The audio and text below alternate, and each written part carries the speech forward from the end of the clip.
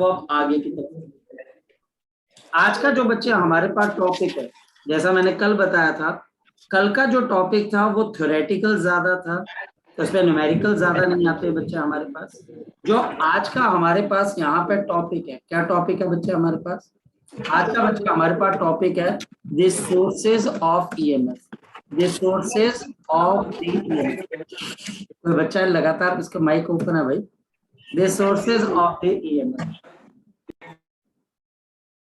कोई नहीं, अपने जो है भड़ास वगैरह बाद में निकाल लेना, पहले माइक वगैरह ऑफ कर दो। तो सोर्सेज ऑफ ईएमएफ बच्चे हमारे पास क्या चीज है, इसके लिए बच्चे मुझे यहाँ पर बच्चे पहले आपको समझना पड़ेगा what is the EMF. EMF बच्चे, ईएमएफ बच्चे हमारे पास यहाँ पर आ जाती है इलेक्ट्रोमोटिव फोर्स। इलेक्ट्रोमोटिव फोर्स हमारे पास ईएमएफ का मतलब होता है इलेक्ट्रोमोटिव फोर्स, यानी कि बच्चे हमारे पास क्या आता है, this is the work done per unit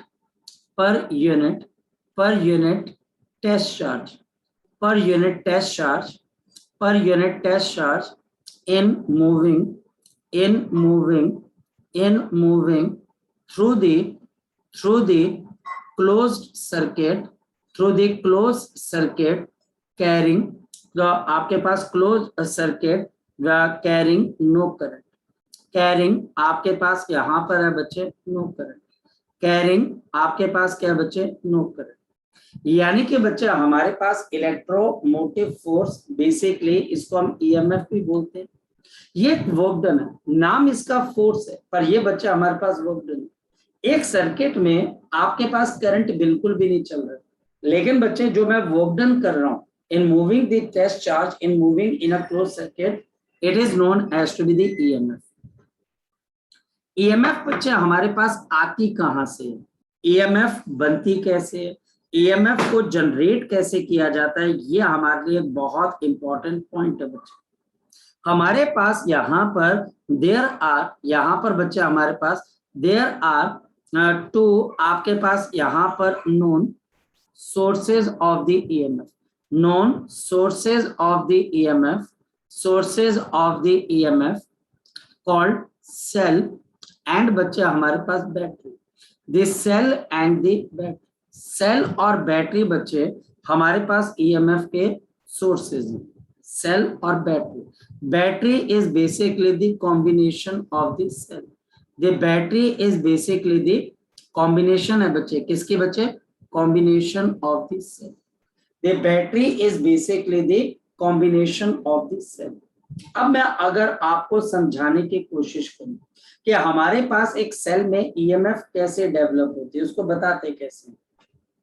हमारे पास बच्चे अगर हम किसी इलेक्ट्रिक सेल को देखते हैं, अगेन बच्चे हमारे पास सेल दो तरह के होते हैं, primary cell and secondary cell. पता है बच्चे आपको प्राइमरी सेल किसको बोलते हैं, बच्चे बताओ जरा, और सेकेंडरी सेल किसको बोलते हैं? शाबाश बोलो बच्चे, बोलो शाबाश। कोई बच्चा जो केमिस्ट्री के अंदर थोड़ा ढंग से पढ़ के आया हो, बोलो शाबाश। हाँ जी, पता है प्राइमरी सेल और सेकेंडरी सेल क्या होती है बच्चे, बोलो शाबाश। चुप करके, प्राइमरी सेल और सेकेंडरी सेल किसको बोलते हैं भाई? करण, किसको बोलते हैं? करण, प्राइमरी सेल कौन से होते हैं? याद नहीं आ रहा सर। हाँ नवजोत, कौन से होते हैं सेकेंडरी सेल? अरे प्राइमरी सेल वो होते हैं जिस जो चार्ज नहीं हो सकते, सेकेंडरी सेल। एग्जैक्टली, इसमें याद करने वाली बात ही नहीं है कोई। यानी कि आपके मोबाइल के अंदर कौन सा सेल है बच्चे? सेकेंडरी सेल है, और जो आपके रिमोट कंट्रोल वगैरह में डलता है वो प्राइमरी सेल है। पिटने वाले हालात हो रखे हैं तुम्हारे बच्चों। चलो, ये बच्चा हमारे पास एक सेल का बेसिक स्ट्रक्चर रहता है। इस सेल के अंदर बच्चा हमारे पास इलेक्ट्रोलाइट होता है, और इसके अंदर बच्चे हम क्या करते हैं, आपके पास दो इलेक्ट्रोड्स को डालते हैं। गुड दिव्यांशु, ये बच्चा हमारे पास यहाँ पर दो इलेक्ट्रोड्स डाल दिए गए बच्चे, ये बच्चा हमारे पास दो इलेक्ट्रोड्स डाल दिए, और इसके बीच में बच्चा हमारे पास क्या होता है, इलेक्ट्रोलाइट सोल्यूशन होता है। इसके साथ बच्चा हमारे पास बीच में क्या हो जाता है, आपके पास इलेक्ट्रोलाइट सोल्यूशन होता है बच्चे। ये बच्चा हमारे पास इलेक्ट्रोलाइट सोल्यूशन होता है, और इस इलेक्ट्रोलाइट सोल्यूशन की वजह से क्या होता है बच्चे, जरा शाबाश बताओ, इस इलेक्ट्रोलाइट सॉल्यूशन की वजह से हमारे पास क्या हो जाता है बच्चे, शाबाश बताओ। आपके पास इसके अंदर एक जो इलेक्ट्रोड है वो पॉजिटिव चार्ज गेन कर जाता है और दूसरा क्या गेन कर जाता है, नेगेटिव। हमारे पास यहाँ पर एक आपके पास पॉजिटिव पोटेंशियल गेन कर जाता है और दूसरा नेगेटिव, यानी कि इसमें एक वोल्टेज डेवलप हो जाती है। इलेक्ट्रोलाइट की वजह से बच्चे हमारे पास इस सेल के अंदर एक इंटरनल रेजिस्टेंस भी डेवलप हो जाती है। इसके वजह से बच्चे हमारे पास एक इंटरनल रेजिस्टेंस डेवलप हो जाती है। अगर ये हमारे पास सेल किसी एक्सटर्नल रेजिस्टेंस के साथ जाकर जुड़ता है बच्चे, तो हमारे पास उसमें क्या डेवलप होता है बच्चे, करंट डेवलप होता है। ये हमारे पास है एक्सटर्नल रेजिस्टेंस, जिसको बच्चे हम क्या बोलेंगे, आर। ये बच्चा हमारे पास यहाँ पर एक्सटर्नल रेजिस्टेंस है विच इज आर। ये बच्चा हमारे पास यहाँ पर आर। गिरीशा, यहाँ पर आप इस सेल को ऐसे शो करते हो, यहाँ पर आप इसके पॉजिटिव टर्मिनल को बड़ी लाइन, नेगेटिव टर्मिनल को छोटी लाइन से डिनोट करते हो, और ये इसकी इंटरनल रेजिस्टेंस है आर ओम। याद रखना, ये आर ओम की इंटरनल रेजिस्टेंस, ये जो आर ओम की इंटरनल रेजिस्टेंस है ये ऑप्शनल होती है। आइडियल सेल के अंदर हम इंटरनल रेजिस्टेंस को 0 मान के चलते हैं। ये एंड पॉजिटिव, ये एंड नेगेटिव, और ये बच्चे ईएमएफ आ गया। ये बच्चे हमारे पास ईएमएफ किसके बराबर आ जाता है बच्चे, ई के बराबर। यानी कि इस सेल के इन दो एंड पॉइंट्स के अक्रॉस, ए और बी के अक्रॉस जो पोटेंशियल डिफरेंस होगा, वी ए क्योंकि पॉजिटिव के साथ जुड़ा है, माइनस वी बी, और इसमें से कोई करंट पास नहीं हो रहा है, the current through this cell is equal to 0। तो इसके अक्रॉस जो पोटेंशियल डिफरेंस होगा वो होगा ई, which is the EMF of the cell। EMF of the cell, EMF of the cell बच्चा हमारे पास क्या हो जाएगा, maximum potential difference, maximum potential difference across the cell when it is not discharged, when it is, ये बच्चा हमारे पास not discharge, ये बच्चा हमारे पास बिल्कुल भी डिस्चार्ज नहीं हो रही है। डिस्चार्ज नहीं होने का मतलब समझ लो बच्चे, इसके अंदर से कोई करंट बाहर की तरफ को नहीं निकलता। ये बच्चा हमारे पास आ जाती है ईएमएफ ऑफ द सेल।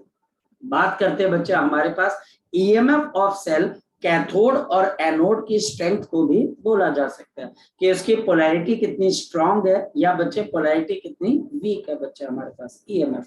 याद रखना, जब आप मार्केट से कोई सेल लेके आते हो, जब आप मार्केट से बच्चे कोई सेल लेके आते हो, ऐसा बच्चा आपने सेल देखा होगा। ये सेल बच्चा हमारे पास ऐसा रहता है, ये सेल का बच्चा ऊपर एक प्रोट्रूडिंग पार्ट रहता है, ये हमारे पास रहता है पॉजिटिव, और नीचे वाला एंड बच्चा हमारे पास क्या होता है, शाबाश बोलो बच्चे, नेगेटिव। इसके ऊपर जो लिखा होता है 1.5 वोल्ट, ये 1.5 वोल्ट क्या होती है बच्चे हमारे पास, ईएमएफ ऑफ दिस। ये 1.5 वोल्ट बच्चा हमारे पास क्या हो जाती है, ईएमएफ ऑफ अ सेल हो जाती है। ये ईएमएफ आपको कभी मिल ही नहीं सकती क्योंकि ये मैक्सिमम पोटेंशियल डिफरेंस है। नेक्स्ट वन, हमारे पास इंटरनल रेजिस्टेंस।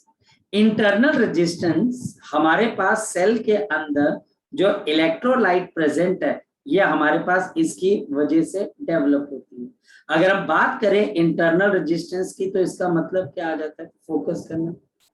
याद रखना, for the internal resistance, for the internal resistance, focus करना बच्चे, फॉर द इंटरनल रेजिस्टेंस, आपकी जो इंटरनल रेजिस्टेंस है बच्चे आर ओम, ये बच्चे आपके पास किन किन फैक्टर्स पे डिपेंड करती है, आर ओम।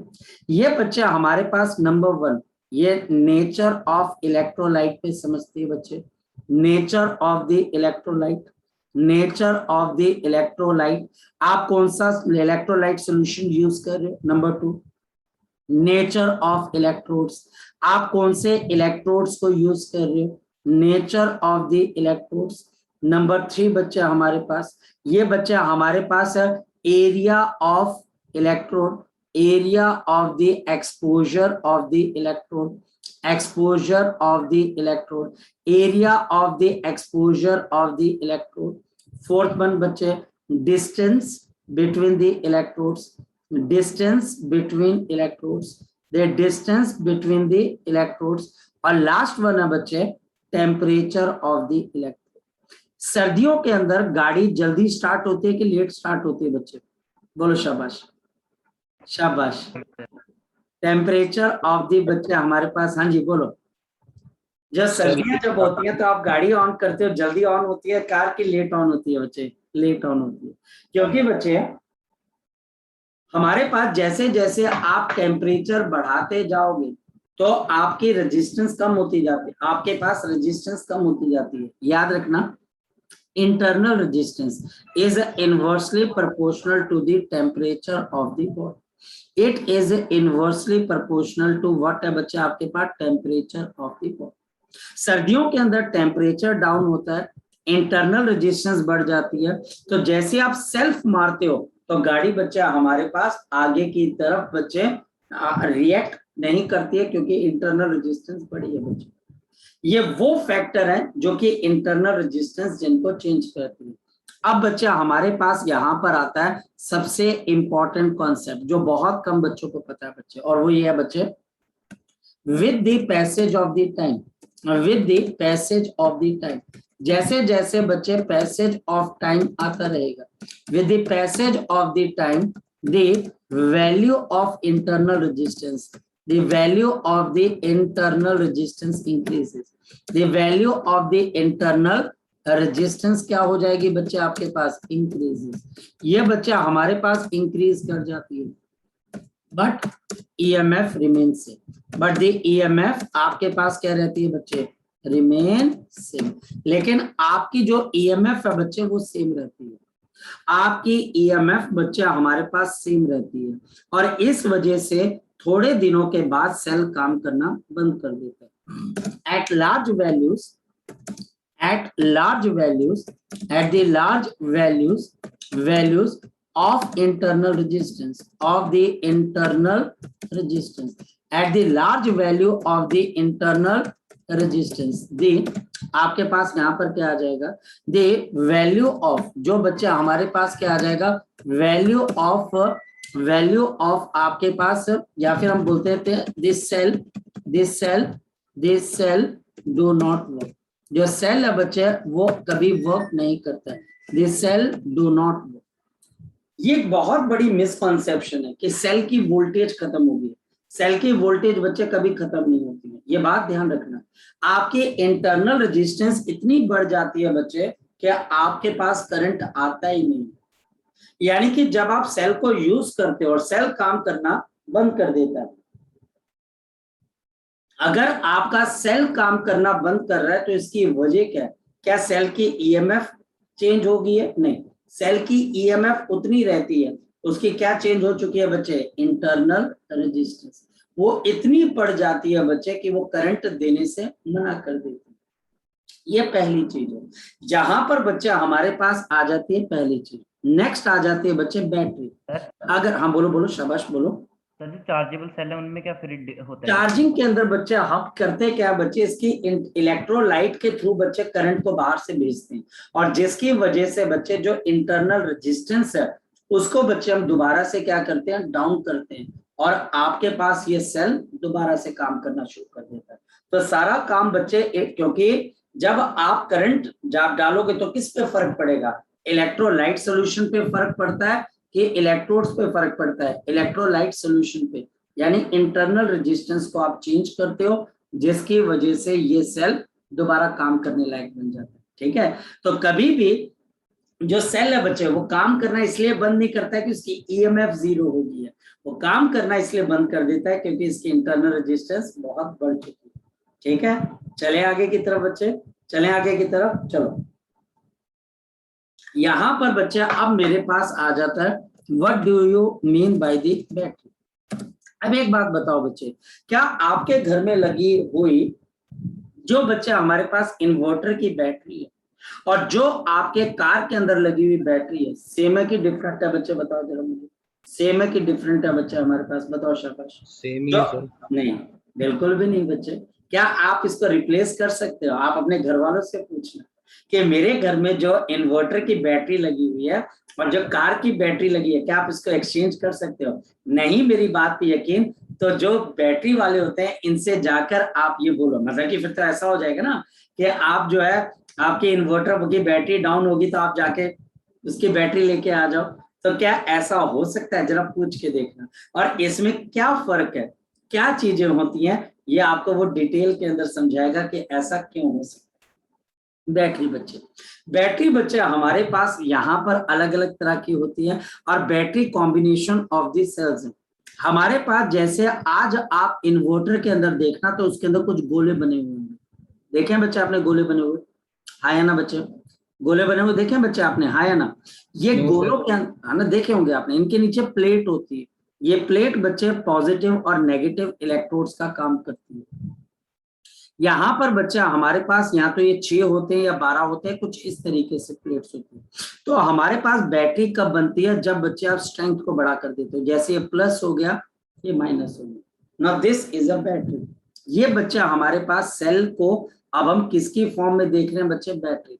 जब आपके पास मल्टीपल सेल, मतलब आजकल जो आपके पास बच्चे बैटरी के ऊपर बेस्ड जितनी भी गाड़ियां आएंगी बच्चे, उसके अंदर सेल लगे होंगे और वो सेल बच्चे हमारे पास सीरीज या पैरेलल में हम लगाते हैं तो वो बैटरी का नाम दे देते हैं। नेक्स्ट, अगर आप एक सेल को यूज करते हो तो वो कैसे काम करते हैं? Now we have the working of the cell. Working of a cell, working of a cell, focus करना बच्चे। Working of a cell, working of a cell. Working of cell के अंदर बच्चे हम क्या करते हैं? ये बच्चा हमारे पास एक सेल है, ये इंटरनल रेजिस्टेंस है, और ये बच्चा हमारे पास क्या आगे बच्चा आपके पास एक्सटर्नल रेजिस्टेंस है। ये अब एक्सटर्नल रेजिस्टेंस लगी है, ये प्लस ये माइनस। ईएमएफ बच्चे ई के बराबर है, दिस इज आर ओम, और ये बच्चे एक्सटर्नल कैपिटल आर। सर्किट जैसे ही क्लोज होगा बच्चे तो यहां से हमारे पास क्या चलेगा बच्चे? आपके पास करंट चलेगा। ये करंट बच्चे हमारे पास ट्रेवल करेगा। ये बच्चे हमारे पास सोर्स है, ये बच्चे इंटरनल रेजिस्टेंस है, और ये बच्चे हमारे पास है। Now this cell is discharging, this cell is discharging. हमारे पास ये जो सेल है बच्चे, ये आपके पास क्या कर रहा है बच्चे? डिस्चार्जिंग कर रहा है। This cell is discharging. जो सेल है बच्चा हमारे पास वो क्या कर रहा है? डिस्चार्ज कर रहा है। The cell is discharging. जो सेल है बच्चा हमारे पास डिस्चार्ज होगा, यानी कि वो करंट को छू रहा है। सो हमारे पास यहाँ पर करंट इन सर्किट किसके बराबर होगा? बताओ जरा। करंट इन दिस सर्किट, तो करंट इन सर्किट बच्चा हमारे पास हो जाएगा I is equal to voltage जो कि E के बराबर है divided by R plus of R। ये बच्चा हमारे पास आगे नंबर 1 इक्वेशन। ये हमारे पास यहाँ पर क्या आगे बच्चे? आपके पास नंबर 1 इक्वेशन। नंबर 2 बच्चे, नंबर 2 द वोल्टेज, जो voltage across resistance r, the voltage across resistance r, जो voltage across resistance capital r ohm, जो कि बच्चे आपके पास आउटपुट भी है, उसके अक्रॉस कितनी वोल्टेज होगी बच्चे? बाय ओम्स लॉ बताओ कितनी वोल्टेज हो जाएगी? शाबाश बताओ बच्चे। ओम्स लॉ के हिसाब से ये वोल्टेज होनी चाहिए V is equal to I into R. यानी कि बच्चा हमारे पास इसके अक्रॉस कितने की वोल्टेज है बच्चा आपके पास? ये जो वोल्टेज है ये मेरे पास V के बराबर है और ये IR है। या फिर बच्चे इसकी वैल्यू डाल दी तो ER अपॉन कितना आ गया बच्चे? R plus of R। ये बच्चा हमारे पास क्या आगे बच्चे? ये आपके पास आगे आउटपुट वोल्टेज। एक तरीके से ये बच्चा हमारे पास आउटपुट वोल्टेज। अब बताओ क्या हो जाएगा? मुझे बताओ, बाहर वाला जो रेजिस्टेंस है वो इस सेल की ईएमएफ को मेजर करेगा कि बच्चे वोल्टेज को मेजर करेगा? वो बच्चे इस वोल्टेज को मेजर करते। And we write down the voltage now across this cell, the voltage across this cell, the voltage across this cell. इस सेल के अक्रॉस बच्चे आप वोल्टेज जो होगी वो किसके बराबर होगी? वोल्टेज एट आउटपुट, जो कि आउटपुट की वोल्टेज है। क्योंकि ये बच्चा हमारे पास ए बी के अक्रॉस जो लग रहा है वही बच्चे नीचे ये भी ए और बी। और इसका मतलब बच्चे ये हमारे पास किसके बराबर आ जाएगा, ई आर अपॉन बच्चे हमारे पास क्या आ गया, आर प्लस ऑफ। तो वोल्टेज अक्रॉस द सेल किसके बराबर है, E R divided by R plus. तो ई आर डिवाइडेड बाई बच्चे हमारे पास आर प्लस आर, ये वोल्टेज है। बताओ इस वोल्टेज को हम क्या लिखते हैं, मैं बताऊं इस वोल्टेज को हम क्या लिखते हैं, this is called the terminal potential difference. Terminal potential difference, this is called the terminal potential difference. इसको बच्चे हम क्या बोलते हैं, टर्मिनल पोटेंशियल डिफरेंस बोलते हैं। This is called the terminal potential difference. ये हमारे पास है बच्चे टर्मिनल पोटेंशियल डिफरेंस, और ये कोई बहुत बड़ी चीज नहीं। आप जब किसी सेल को यूज करते हो तो बेटा उस सेल की जो इंटरनल रेजिस्टेंस है, इस सेल की जो हमारे पास इंटरनल रेजिस्टेंस है, वो क्या करेगी बच्चे हमारे पास, ये बच्चे इसमें से कुछ वोल्टेज को खा जाएगी। कितनी वोल्टेज, जब यही आई करंट इस आर रेजिस्टेंस में जाएगा तो बताओ वोल्टेज जो कि बच्चे इंटरनल रेजिस्टेंस में आ रही है वो किसके बराबर है, आई इंटू आपके पास स्मॉल आर। क्या ये वोल्टेज आपको मिली, नहीं, ये वोल्टेज क्या थी बच्चे, जो लॉस्ट हुई।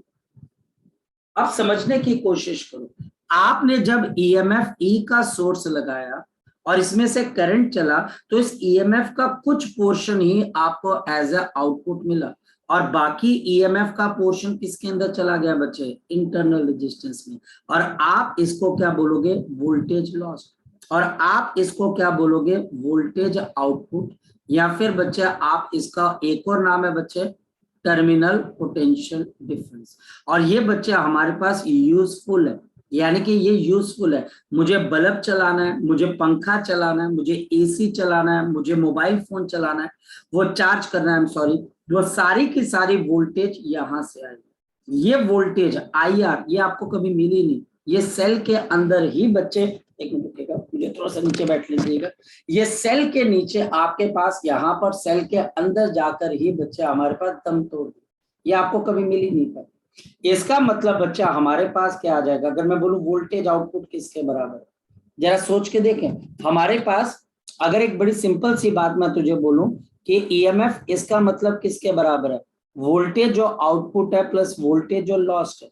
तो बताओ बच्चे जो वोल्टेज अब आपको मिल रही है वी, वो किसके बराबर है, ये बच्चा आपके पास आ गया ई जो कि ईएमएफ है, माइनस ऑफ जो करंट है बच्चा हमारे पास आई इंटू आर। और ये अब आपके पास सेल की डिस्चार्जिंग इक्वेशन, ये सेल की बच्चा हमारे पास कौन सी इक्वेशन है, शाबाश बच्चे बताओ, डिस्चार्जिंग की इक्वेशन।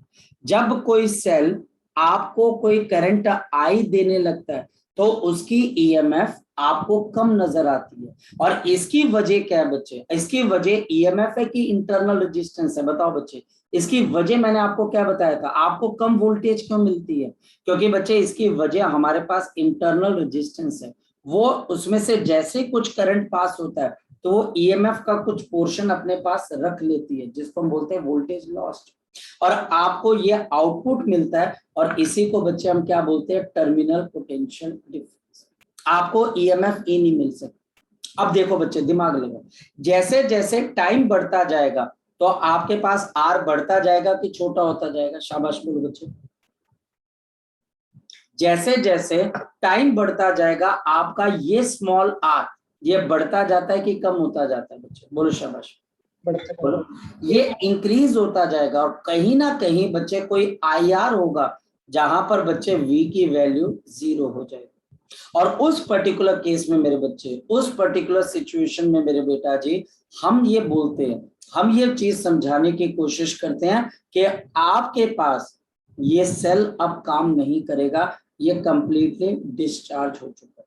कहने का मतलब है ये बच्चा हमारे पास आई क्या है, डिस्चार्जिंग करंट है। और लास्ट पॉइंट बच्चे मैंने आपको क्या बोला, एक रुकिएगा, हमारे को बच्चे यहाँ पर नेक्स्ट पॉइंट बच्चे मैंने क्या बोला, when cell is discharge, when the cell is discharge, जब सेल बच्चा हमारे पास डिस्चार्ज हो चुका होता है, जब सेल बच्चा हमारे पास डिस्चार्ज हो चुका होता है तो इसका मतलब बच्चे हमारे पास क्या आता है, शाबाश बच्चे बताओ। जब सेल बच्चा हमारे पास डिस्चार्ज हो चुका है बच्चे, तो आपके पास V is equal to E minus I R. आप बाहर बच्चे रेजिस्टेंस लगाते हो, लेकिन बच्चा आपको कोई करंट नहीं मिलता, मतलब क्या आपको बच्चे कोई वोल्टेज नहीं मिलती। तो देयरफॉर बच्चे हमारे पास ये वोल्टेज जीरो हो जाती है, ये बच्चे वोल्टेज जीरो हो जाती है, और E is equal to I into R. और ये बच्चा आपके पास I, ये बच्चा हमारे पास आ जाता है E बाई आर। और याद रखना बच्चे, जब सेल डिस्चार्ज हो जाता है तो वोल्टेज क्या हो जाती है, जीरो। और इस करंट को बच्चे हम क्या बोलते हैं, maximum current obtained from a cell. Question आता है बच्चे, maximum current obtained from this cell, obtained from this cell, obtained from this cell. एक सेल में से बच्चा हमारे पास मैक्सिमम कितना करंट ऑब्टेन हो जाता है बच्चे हमारे पास, तो आंसर है E बाई आर।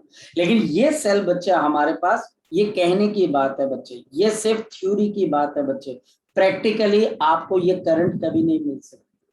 मतलब क्या बच्चे, हमारे पास मतलब ये है कि आप एक सेल को जब यूज करना शुरू करते हो, और जब बच्चा आपको उसमें से करंट मिलना शुरू हो जाता है, जब आपको उसमें से करंट मिलना बच्चा हमारे पास शुरू हो जाता है, तो हमारे पास यहाँ पर कुछ दो चीजें बच्चे हमको समझ में आती है। ये V है बच्चे, और ये करंट बच्चे हमारे पास है, और हमारे पास क्या है, ये बच्चा आपका ग्राफ नीचे की तरफ, ये ग्राफ बच्चा हमारे पास नीचे की तरफ है, ये ग्राफ नीचे की तरफ है। अब बताओ ये ग्राफ नीचे की तरफ क्यों आ रहा है बच्चे, बताओ।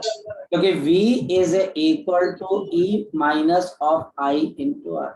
यहाँ पर बच्चा हमारे पास ये किसके बराबर है, ये EMF E है। जब कोई करंट नहीं मिलता है तो वोल्टेज सेल के अक्रॉस मैक्सिमम होती है। आप जैसे जैसे करंट को, बेटा माइक ऑफ, माइक ऑफ कर लो, माइक ऑफ कर लो। जैसे जैसे आपका करंट बढ़ना शुरू होता है, आपकी वोल्टेज कम होने लग जाती है, क्योंकि सेल डिस्चार्ज हो रहा है, और यहाँ पर आकर वोल्टेज जीरो हो जाती है, और यहाँ पर करंट मैक्सिमम है। और ये थ्योरेटिकल है, and it is given by E upon बच्चे हमारे पास, ये बच्चे हमारे पास E बाई आर है। तो हमने अभी तक कौन से फॉर्मूले देखे, पहला बच्चे current through the cell, E divided by बच्चे हमारे पास R प्लस ऑफ आर, ये आ गया। दूसरा वोल्टेज आउटपुट, ये बच्चे एक फॉर्मूला तो है E R upon R plus of R, E upon R R plus of R. और तीसरा बच्चे टर्मिनल पोटेंशियल डिफरेंस का एक और फॉर्मूला है, V is equal to E minus of I into R. और लास्ट है बच्चे आपका I मैक्सिमम किसके बराबर हो जाएगा, this is E upon R. ये नहीं फॉर्मूलों पर, और इसको डिस्चार्जिंग की इक्वेशन बोलते हैं। एक और चीज बता देते हैं, अगर आप इस ग्राफ का जो है बच्चे आप टेंजेंट थीटा लेते हो, अगर आप इस ग्राफ का टेंजेंट थीटा लेते हो, तो वो किसके बराबर होगा बच्चे, इंटरनल रेजिस्टेंस।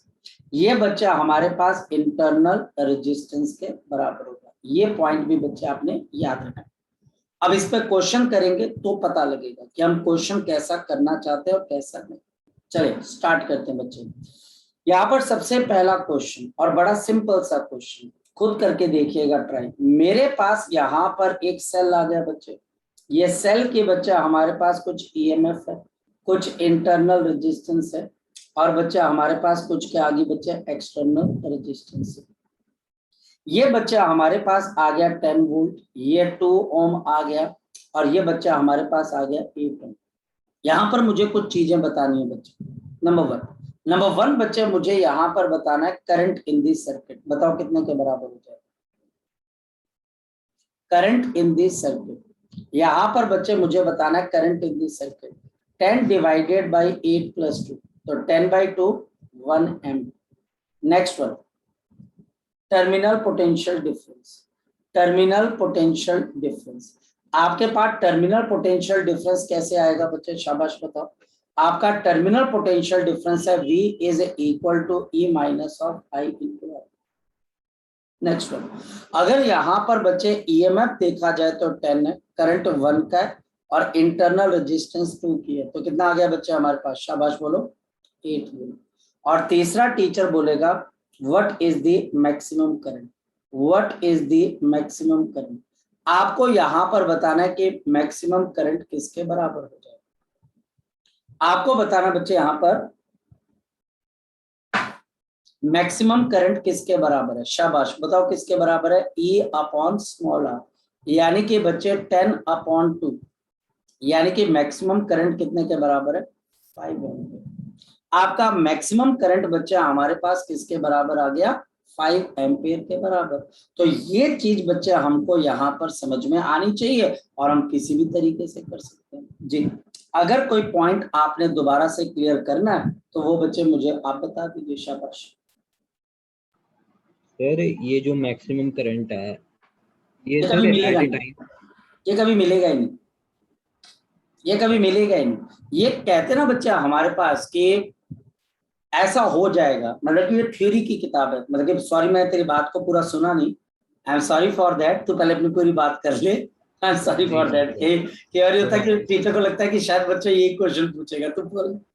सॉरी सॉरी, बोल नहीं ले सर। तू बोल ले, हाँ बोल बोल नहीं बच्चे। सर, मैं पूछ रहा था कि ये जो मैक्सिमम करंट है ये एट ए टाइम मतलब एक ही टाइम पे इतने करंट ये पास करेगा कि इकट्ठा मिला के ये दिया हुआ नहीं नहीं, ये एट ए टाइम है। मतलब जब आपके पास मैक्सिमम करंट है तो एट ए टाइम, पूरा नहीं। मैं तेरी बात समझ गया, क्वेश्चन डिफरेंट है। तुझे लग रहा है शायद ये शुरू से लेकर लास्ट तक का, नहीं नहीं, शुरू से लास्ट का नहीं है, ये एट ए टाइम है? का ओके। बच्चे, किसी भी ओके सर। एक टाइम का। जब बच्चे थैंक यू सर। आपके ईएमएफ जीरो हो जाए, ठीक। आई एम सॉरी यार, कई बार हो जाता है नहीं कि सर, मैं कोई बात नहीं। कई बार होता है कि मैं जो है वो होता है ना कि टीचर जो है बुढ़ापे का असर कि बंदा बोलता है चलो यही क्वेश्चन होना। सॉरी, ठीक है, चलो कोई बात नहीं। अच्छा, ये सर क्वेश्चन आपको सीबीएसई में आ सकता है बच्चे, दिव्यांशु, ये क्वेश्चन तुम्हें सीबीएसई के अंदर आ सकता है। और सीबीएसई में कर लिया तो नीट वगैरह के एक्स्ट्रा बच्चे हमको जरूरत ही नहीं बच्चे। चल अब आगे चलते हैं। अब नेक्स्ट क्या है, अब यहाँ पर ये डिस्चार्जिंग की मैंने तुझे बता दी थी। अब इसमें दो क्वेश्चन और बनते हैं बच्चे। नेक्स्ट वन, दूसरा बच्चा हमारे पास इसमें कॉन्सेप्ट बनता है बच्चे, और ये कॉन्सेप्ट है बच्चे हमारे पास एफिशिएंसी ऑफ अ सेल। यानी कि बच्चे हमारे पास efficiency of a cell, efficiency of a cell, efficiency of a cell, यानी कि एक सेल की एफिशिएंसी क्या होगी। बोल बच्चे, शाबाश बोल। सर जो आपने दो फॉर्मूलाज लिखवाए हैं टर्मिनल पोटेंशियल डिफरेंस के, वो दोनों सेम ही देंगे ना नहीं, आंसर? हाँ रिजल्ट सेम आएगा बच्चे, रिजल्ट सेम आएगा, तो वो लेकिन फॉर्मूला ज्यादा बने, पॉपुलर नहीं आ रहा। तो मतलब बने कैसे हैं वो दोनों पर फॉर्मूला? बने कैसे हैं, हाँ जी सर। पहले मैं बता दूं कि बने कैसे हैं इसके अंदर से। चल मैं बताता हूँ, मैं इसको पहले मिटा दूं। चल, सबसे पहले बच्चे हमारे पास ये बना कैसे, ये देख, ये बच्चे मेरे पास एक सेल आ गया, ये इंटरनल रेजिस्टेंस है, मुझे टर्मिनल पोटेंशियल डिफरेंस चाहिए। यानी कि जब ये करंट छोड़ रहा हो, जब ये बच्चे हमारे पास करंट छोड़ रहा हो तो टर्मिनल पोटेंशियल डिफरेंस चाहिए। ये देखते, ये बच्चा हमारे पास ईएमएफ ई, ये प्लस और ये माइनस, और ये बच्चा हमारे पास आर ओम और ये बच्चे कैपिटल आर ओम। तो सेल जो होगा बच्चे, जब वो करंट आई रिलीज करेगा तो ये आई करंट बच्चा हमारे पास यहाँ पर जाएगा और यहाँ से चल के यहाँ पर आ जाएगा। फोकस कर बच्चे, फोकस कर। यहाँ पर ये ईएमएफ की वोल्टेज आपके पास यहाँ पे करंट कितना दे रही है बच्चे, शाबाश बोल, a upon r plus of r. ठीक है बच्चे, ई अपॉन बच्चे हमारे पास आर प्लस ऑफ आर। ये पॉइंट क्लियर है तुझे बच्चे, पहले बताओ बच्चे, क्लियर है बच्चे, यस क्लियर सर। है बच्चे। अब मुझे वोल्टेज निकालनी है ए और बी। अब ये तो बच्चे नंबर टेक्निक से आपको पता है, अगर ये ए है तो ये भी ए हो जाएगा, क्योंकि बीच में ना कोई रेजिस्टेंस ना कोई सेल। अगर ये बी है तो ये भी बच्चे बी हो जाएगा, ना कोई रेजिस्टेंस ना कोई बच्चे हमारे पास सेल, तो बच्चे बी और बी है। तो अगर कोई टीचर बोलता है V A minus V B निकालना, यानी कि बच्चे पोटेंशियल डिफरेंस निकालना, तो मैं नीचे वाली रेजिस्टेंस को यूज कर लेता हूँ ओम्स लॉ से। करंट आई और रेजिस्टेंस बच्चे हमारे पास आर, और आई की वैल्यू किसके बराबर है, ए अपॉन आर प्लस आर, और ये बच्चे हमारे पास कैपिटल आर। लग गया पता बच्चे आपको, ये लग गया पता, लग गया पता बच्चे आपको, ये यस लग गया सर। पता बच्चे आपको, लग गया पता बच्चे आपको, ये यस लग गया सर। पता। अच्छा, अब बच्चे हमारे पास यहाँ पर नेक्स्ट पॉइंट क्या, यही चीज बच्चे ए और बी इसमें भी आनी चाहिए, यही हो गया ना बच्चे। तो अब वोल्टेज अक्रॉस सेल क्या हो जाएगी, वोल्टेज अक्रॉस सेल क्या होगी बच्चे, टेक्निकली ये भी बच्चे हमारे पास VA माइनस VB होनी चाहिए, और तब हम इसको क्या बोल देते हैं, टर्मिनल पोटेंशियल डिफरेंस। अब इसको EMF क्यों नहीं बोल रहे हैं बच्चे, इसका रीजन है अभी ये करंट छोड़ रहा है। जैसे ही आप करंट को 0 कर दोगे तो A और B के बीच में कोई करंट नहीं चलेगा, तो उसके अक्रॉस जो वोल्टेज होगी वो EMF हो जाएगी। मेरी बात समझ लो, ये हमेशा लेस देन क्या होती है बच्चा हमारे पास, EMF। अब इसको निकालने का एक और तरीका देख, फोकस कर देख, एक बड़ी सिंपल सी बात है बच्चे हमारे पास, ये दोनों, ये R और ये R सीरीज में है कि पैरेलल में, बच्चे बताओ जरा। Small r ohm and capital R ohm, R इन बोलो, शाबाश, R इन बोलो, किसके अंदर है बच्चे, देयरफॉर वोल्टेज डिवाइड्स, आपकी जो वोल्टेज है बच्चे वो हमारे पास क्या हो जाएगी, डिवाइड हो जाएगी, आया ना बच्चे, डिवाइड हो जाएगी ना। अगर नीचे वाले पे वोल्टेज है बच्चे, मान लो कोई V1 और ये V2, तब जरा देखे बच्चे E किसके बराबर है, शाबाश, ये बच्चे हमारे पास V1 आ गई ये वाली, और बच्चे V2 आ गई स्मॉल r वाली, ये वाली, ये इंटरनल, पर ये वोल्टेज आपको सेल के अंदर नजर आएगी। यानी कि बच्चे तो एक बात समझ की, जैसे फॉर एग्जाम्पल बच्चे हमारे पास क्या होता है कि आप मान लिया जाए बच्चे कि आपके घर में खाना बना है और आप सब्जी को एक बर्तन से दूसरे बर्तन में जब चेंज करते हो तो क्या पूरी सब्जी वापस आ जाती है या थोड़ी बहुत सब्जी पीछे रह जाती है, तेल पीछे रह जाता है ना कुछ ना कुछ। यानी कि कोई भी काम परफेक्ट होता है कभी भी नहीं। तो ये जो इंटरनल रेजिस्टेंस है, बेटा माइक बंद कर ले बच्चे, माइक बंद कर ले बच्चे। यानी कि बच्चे जो हमारी इंटरनल रेजिस्टेंस है, जो सेल का पार्ट है, वो आपको आउटपुट कैसे दे देगी, आपको आउटपुट के लिए बाहर जाना पड़ेगा बच्चा, आउटपुट ये ले रही है, ये इसमें इसका मतलब जो वोल्टेज डेवलप हो रही है, आप क्या बोलते हो, ये वोल्टेज आपके पास काम की है कि लॉस हो चुकी है बच्चे, ये लॉस्ट है, खत्म है। क्यों आप इसको लॉस्ट क्यों बोल रहे हो, क्योंकि ये सेल के अंदर हुई, मुझे सेल से बच्चे चाहिए। सेल क्या करता है, अपनी वोल्टेज का कुछ पोर्शन अपने अंदर से बाहर निकलने नहीं देता, वो लूज हो जाती है हमसे, और जो मिलती है बच्चे वो हमारे पास ये वाली है बच्चे, बाहर वाली। तो अब ये E है बच्चे, ये बच्चे मैंने बोला V1 है, ये मान लो V2 है, तो बच्चे आप बताओ E इज इक्वल टू आपके पास कितना आ गया IR, ए प्लस ऑफ बच्चे I इंटू स्मॉल r। तो जो नीचे वाली वोल्टेज है ये वाली IR, जिसको बच्चे मैं V1 बोल रहा हूँ, ये बच्चे बताओ किसके बराबर आ जाएगी, E minus of I into R। नहीं आई बात समझ में बच्चे, आई बात समझ में अभी भी कि नहीं आई बच्चे, बताओ, हाँ बोलो, अगर क्वेश्चन पूछोगे तो जवाब मिलेगा। माइनस, बेटा माइनस तभी है ना, आपको आउटपुट 100% नहीं मिली, क्योंकि ये सेल आइडियल नहीं है, ये सेल बच्चा आपके पास आइडियल नहीं है। जैसे फ्रिक्शन होती है, जैसे बाकी चीजें होती हैं, जब आप काम करते हो तो कोई भी मशीन आपको 100% काम करके दे सकती है बच्चे, बताओ शाबाश। थर्मोडायनेमिक्स क्या बोलती है, क्या 100% एफिशिएंसी का इंजन बन सकता है, यस और नो? नो सर, नहीं बन सकता। इसी वजह से बच्चे अब जो वोल्टेज आपके पास आती है, आप बोलते हो कि आपको कब मिली, EMF से। आप करंट को 0 कर दो, दोबारा से बच्चे EMF मिलेगी। जब आप करंट निकालते हो तो इंटरनल रेजिस्टेंस जो सेल के अंदर मौजूद है, वो बच्चे करंट आपको पता ही नहीं लग पाता है, वो सेल उसी को कंज्यूम कर जाता है, यानी कि एक तरीके का टैक्स लग गया, और बच्चे हमारे पास उसने उस वोल्टेज को बाहर नहीं आने दिया। और इसको भी बच्चे हम क्या बोलते हैं, टर्मिनल पोटेंशियल डिफरेंस बोलते हैं। बस इतनी सी चीज है बच्चे। अब बताओ बच्चे, नेक्स्ट पूछो क्वेश्चन, शाबाश, क्वेश्चन पूछोगे तो पता लगेगा ना, अरे हाँ या ना बोलो। सर ये V1 कैसे आया? V1 मैंने मान लिया बच्चे, मैंने मान लिया, मैंने बोल दिया कि IR की तो, हाँ बोल IR तो VA माइनस VB था। हाँ, मैंने सेकंड केस के अंदर इसको मान लिया ना बच्चे, ये केस नंबर 2 था, केस नंबर 2 के अंदर बच्चे ये था, और ये केस नंबर 1 से था बच्चे हमारे पास। जब आप केस नंबर 1 से केस नंबर 2 के अंदर जाओगे तो आप क्या बनाते हो बच्चे, डिफरेंट अजम्पशन। आप क्या बना रहे हो बच्चे, डिफरेंट अजम्पशन बना रहे हो, आप क्या बना रहे हो, डिफरेंट अजम्पशन। बाद में आप बोल दीजिए कि ये V1 किसके बराबर है, VA माइनस VB, तो लास्ट में इसको लिख दीजिए बच्चे, क्या दिक्कत है इसके अंदर से। आपने अजम्पशन चेंज कर दी ना बच्चे आपके पास, हाँ या ना? आपने अजम्पशन जो है वो चेंज कर दी। और क्या किया आपने आपके पास देखो, एक क्वेश्चन को करने के दो तरीके होते हैं, हाँ या ना?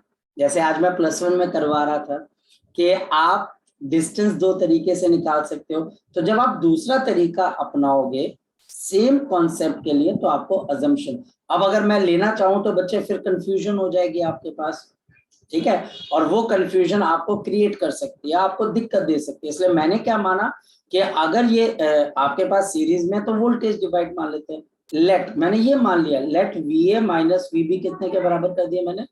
V1 के बराबर कर दिया, ये कर दिया बच्चे मैंने। ठीक है बेटा, आई बात समझ में? Yes sir. ठीक है, और किसी बच्चे का डाउट? शाबाश, है कोई डाउट? तो मैं आगे चलूं?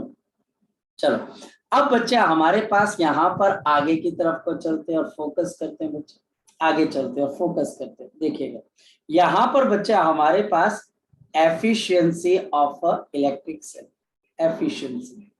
देखो मेरे पास ईएमएफ थी कितने के बराबर बच्चे बताओ? ई के बराबर। हमेशा एफिशिएंसी क्या होती है बच्चे हमारे पास? एफिशिएंसी का मतलब क्या होता है, जरा कोई बच्चा बता सकता है? एफिशिएंसी का मतलब होता है बच्चे नीचे आ गया इनपुट और ऊपर की तरफ बच्चे हमारे पास क्या आ गया? Output, multiplied by 100, multiplied by आपके पास क्या आ गया? 100। इस चीज को बच्चे हम क्या बोलते हैं? एफिशिएंसी। फोकस करना, मेरे पास यहाँ पर एक सेल है जो कि बोल रहा है कि मैं तुम्हें ईएमएफ ई की दे दूंगा, लेकिन इस इंटरनल रेजिस्टेंस की वजह से आपको बाहर ईएमएफ ई मिलती है या वोल्टेज वी मिलती है? बताओ शाबाश। आपको इंटरनल रेजिस्टेंस की वजह से यहाँ पर वोल्टेज क्या मिलती है? वी। आपने इनपुट ये लगाए लेकिन आउटपुट वी मिली, किसकी वजह से? इस आर की वजह से। क्योंकि आप बच्चे सेल के अंदर बैठ के थोड़ी ना करंट लेते हो, आप तो सेल के बाहर होते हो। सेल के अंदर जो करंट चल रहा है वो भी कुछ वोल्टेज का पोर्शन वापस ले लेता है। इस वजह से बच्चा आपके पास आउटपुट आ गया V और इनपुट बच्चे मेरे पास E मल्टीप्लाइड बाय 100। अच्छा, अब देखते हैं बच्चे में यहाँ पर मेरे पास पिछले केस के अंदर V की वैल्यू किसके बराबर थी? V था बच्चे ER अपॉन बच्चे हमारे पास R प्लस ऑफ R। अब यहां से बच्चे V अपॉन E बताओ किसके बराबर आ जाएगा? V अपॉन E किसके बराबर आ जाएगा? R upon R plus of R।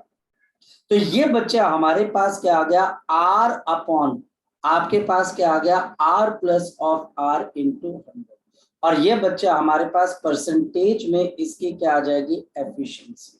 जी, ये बच्चे हमारे पास परसेंटेज में इसकी एफिशिएंसी। अब ये सीबीएसई के अंदर तो पूछा जा ही सकता है बच्चे, ये आपको नीट तक के एग्जामिनेशन में आ सकता है।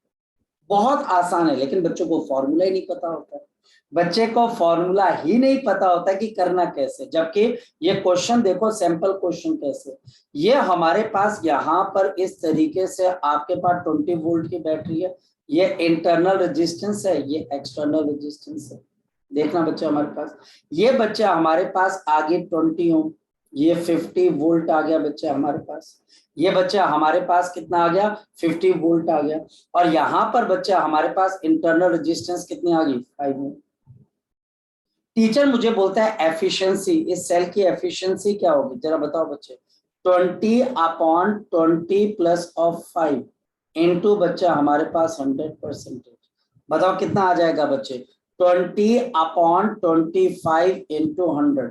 शाबाश, इसको करोगे तो 4 इंटू 20 कितना आ जाएगा बच्चे? शाबाश बताओ, 80%।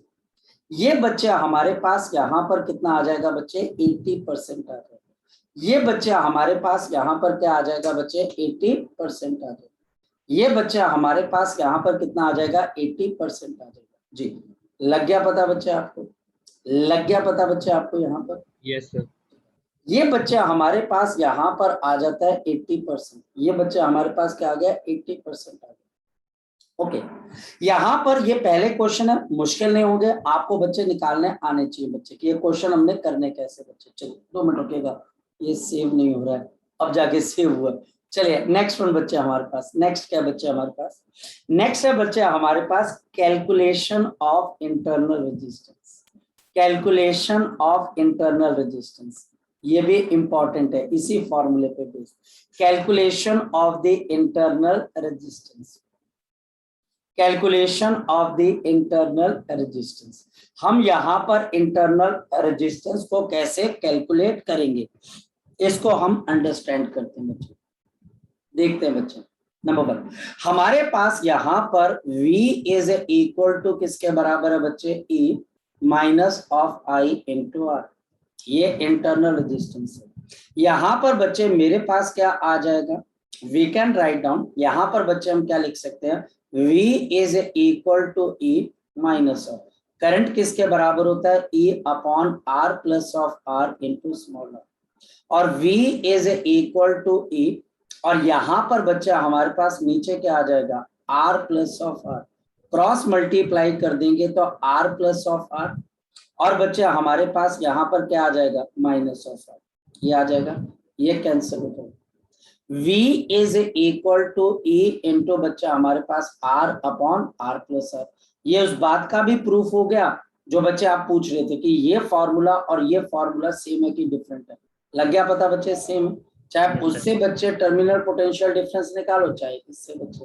और R प्लस ऑफ R किसके बराबर है बच्चे बताओ, E R अपॉन बच्चे V, R को नीचे लेके आ जाओ डिनोमिनेटर में, 1 plus of R by R is equal to E by V, या फिर बच्चे R upon capital R is equal to E by V minus of 1, और internal resistance is E by V minus of 1 into external resistance R, into बच्चा हमारे पास external resistance बच्चे हमारे पास R, ये हमारे पास क्वेश्चन का क्या आ गया बच्चे, आंसर आ जाएगा।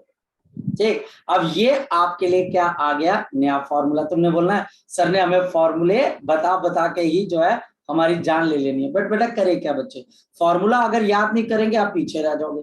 आप अभी जैसे कई बच्चे होते हैं मतलब कि +2 के अंदर दे स्टार्ट, मतलब कि उनके दिमाग के अंदर एक बात आ जाती है, हमने ऐसे नहीं ऐसे कर। याद रखना बच्चे, एक टीचर की बहुत ज्यादा जरूरत होती है for getting the marks in examination, for getting the marks in examination एक टीचर की बहुत ज्यादा जरूरत होती है। हमारे लिए बच्चे अपनी मर्जी कि मैं ऐसा वैसा, बेटा आप में कितना एक्सपीरियंस है पहली चीज, और दूसरी बात बच्चे वही चीज है बच्चे, आप बहुत ध्यान से बच्चे अपने आसपास की कंपनी को भी चूज करना, क्योंकि मैक्सिमम केस यही होगा कि कोई भी पर्सन आपको कई बार हो सकता है कि सही सलाह ना दे, क्योंकि वो भी आप ही की तरह आपका एक दोस्त है, ऐसे कर लो वैसे कर लो। याद रखना क्वेश्चन बच्चे उसी पॉइंट पर आएंगे जिस पॉइंट पर मैं आपको बोल रहा हूँ, ना इधर जाएंगे ना इधर जाएंगे बच्चे।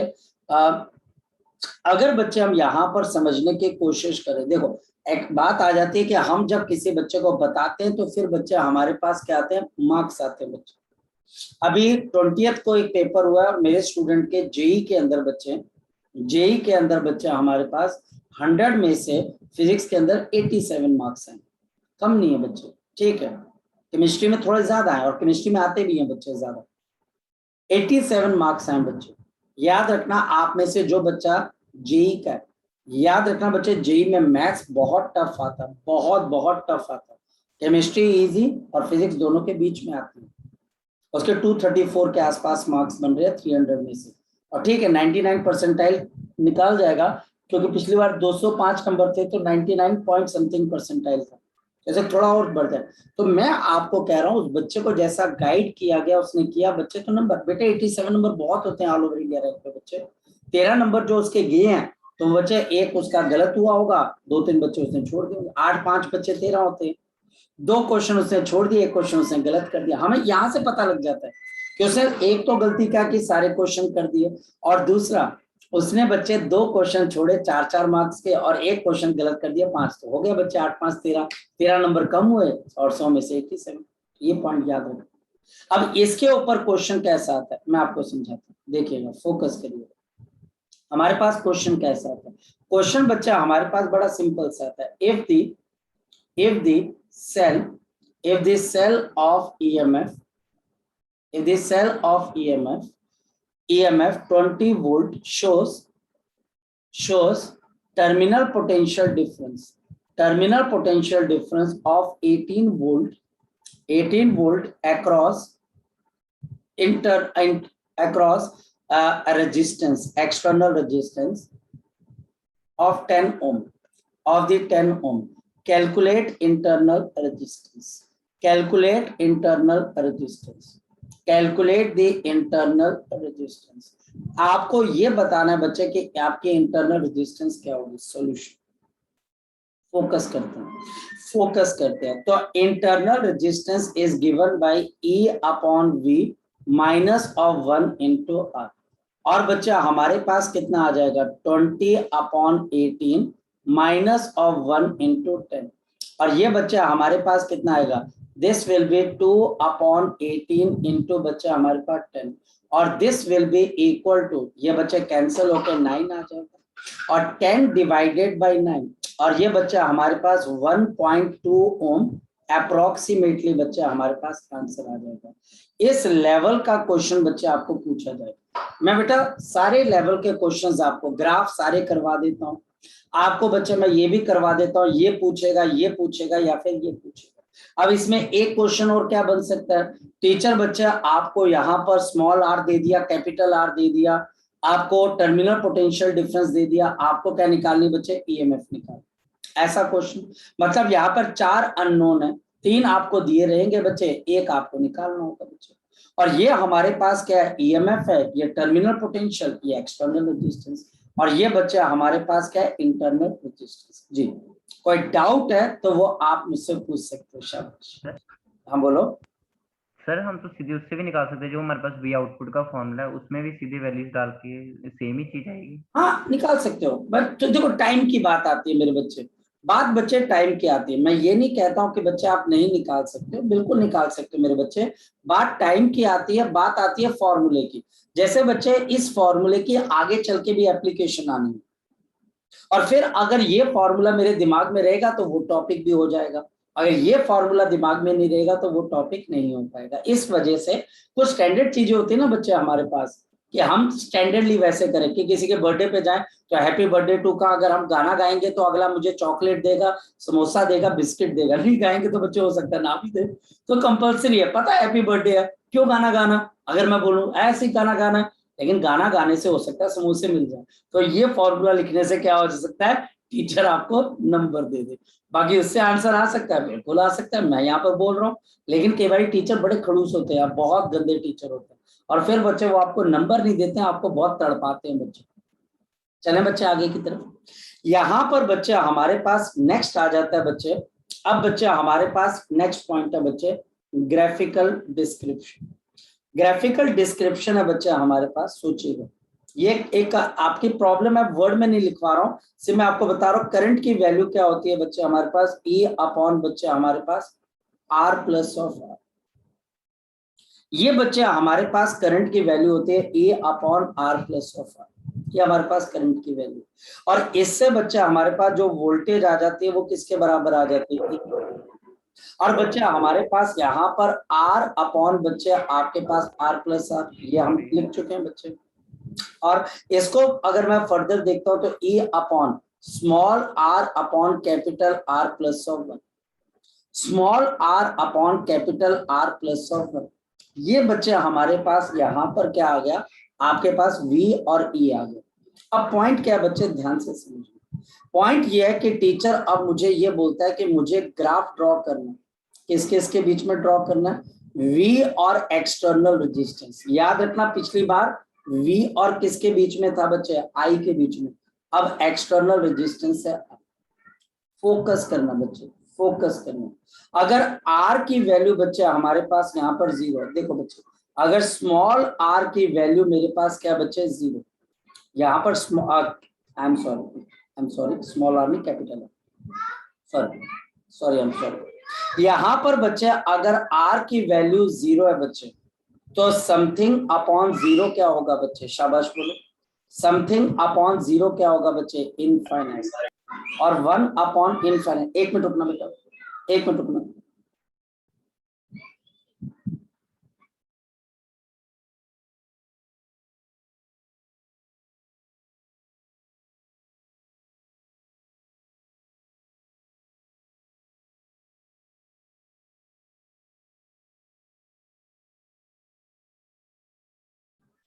यहाँ पर देखिए बच्चे, अगर मैं r को 0 कर देता हूं, अब मेरे को मैथ्स वाले बच्चे की जरूरत है, यहाँ पर e upon r upon 0 plus 1, तो r अपॉन 0 क्या होगा बच्चे, शाबाश बताओ, r अपॉन 0 क्या होगा बच्चे, बोलो शाबाश, इनफाइनाइट। तो बच्चे अब ध्यान से देख लो, चलो मैं नेक्स्ट पेज लगा देता हूँ, एक मिनट, आई एम सॉरी, आपके पास आई था e upon r plus of r, और वोल्टेज आई थी बच्चे हमारे पास E डिवाइडेड बाई R और plus of R into R, और बच्चे voltage was equal to E upon R upon capital R plus 1। और मुझे ग्राफ बनाना है किस किस के बीच में बच्चे, आपके पास मुझे ग्राफ बनाना बच्चे V वर्सेस कैपिटल R के बीच में। नंबर 1, अगर बच्चे R की वैल्यू 0 है तो V is equal to E upon R upon 0 plus 1, E upon बच्चे इंफिनिटी प्लस 1, ये बच्चे E अपॉन इंफिनिटी, और समथिंग अपॉन इंफिनिटी क्या होता है बच्चे, 0, यानी कि ये ग्राफ यहां से शुरू हो। दूसरा, अगर R की वैल्यू मैक्सिमम कितनी हो सकती है बच्चे, इनफाइनाइट। अगर R की वैल्यू इनफाइनाइट है तो V is equal to E upon R upon infinite plus 1, something upon infinite क्या होता है, 0। तो बच्चे हमारे पास यहाँ पर क्या आ जाएगा, R अपॉन बच्चे हमारे पास 0। तो जब बच्चे हमारे पास देखेंगे तो E अपॉन 1, तो यानी कि ये EMF E के बराबर हो जाएगा। तो इसका ग्राफ बच्चे बहुत इंपॉर्टेंट है, ये बहुत कम बच्चों को इसके ग्राफ के बारे में पता बेटा, बहुत कम। यहाँ पे टीचर आपको यही बोलेगा कि एक सेल डिस्चार्ज हो रहा है और आपको वोल्टेज और एक्सटर्नल रेजिस्टेंस के बीच का ग्राफ बनाना। मैक्सिमम बच्चे इसका ग्राफ स्ट्रेट लाइन बनाकर आ जाते हैं, लेकिन इसका ग्राफ स्ट्रेट लाइन नहीं है, इसका ग्राफ ऐसे है बच्चे, यानी कि ये ग्राफ कभी भी बच्चे हमारे पास इस EMF को मीट नहीं कर पाएगा। ऐसा क्यों, क्योंकि अगर आप इनफाइनाइट रेजिस्टेंस लगाओगे, जो कि यहाँ पर तो मिलेगी नहीं, तब जाकर आप EMF E के बराबर हो, तो ये ग्राफ सीधा जाकर बच्चे आपके पास टेढ़ा हो जाएगा, और ये बच्चे आपके पास आगे चलता रहेगा। मोस्ट ये बच्चे CBSE के लिए तो सबसे ज्यादा इंपॉर्टेंट है, और मैक्सिमम बच्चे इस ग्राफ के बारे में जानते ही नहीं। आप पूछ के देखिए कि एक सेल डिस्चार्ज हो रहा है तो आपने जो टर्मिनल पोटेंशियल डिफरेंस है और जो एक्सटर्नल रेजिस्टेंस है उसके बीच का ग्राफ बनाना, वहां पे बच्चा ग्राफ कभी नहीं बना पाता, क्योंकि ये ग्राफ स्ट्रेट लाइन नहीं होता, ये स्लाइटली टेढ़ा हो जाता है। ठीक, चलिए, सो आज बच्चे मैंने आपको इतनी चीजें कराई। अब पॉइंट ये बच्चे कि आपको ये करके देखना पड़ेगा, और अगर कोई पॉइंट आपको समझ में नहीं आएगा तो मुझसे डिस्कस करना पड़ेगा, ठीक है। बाकी जो चीजें बच्चे मैंने आपको बोली हैं, आप उनको एक बारी मुझे बता दीजिएगा कौन सा टाइम और कैसे बच्चे, ठीक है। तो प्लीज बच्चे इस बात को थोड़ा सा बच्चे आप फोकस कर लीजिएगा, ठीक। चलिए, सो आज के लिए हम इतना ही करते हैं, टाटा बाय बाय, अपना ध्यान रखना और बढ़िया से बच्चे पढ़ाई करना। चलिए, थैंक यू सर। बाय।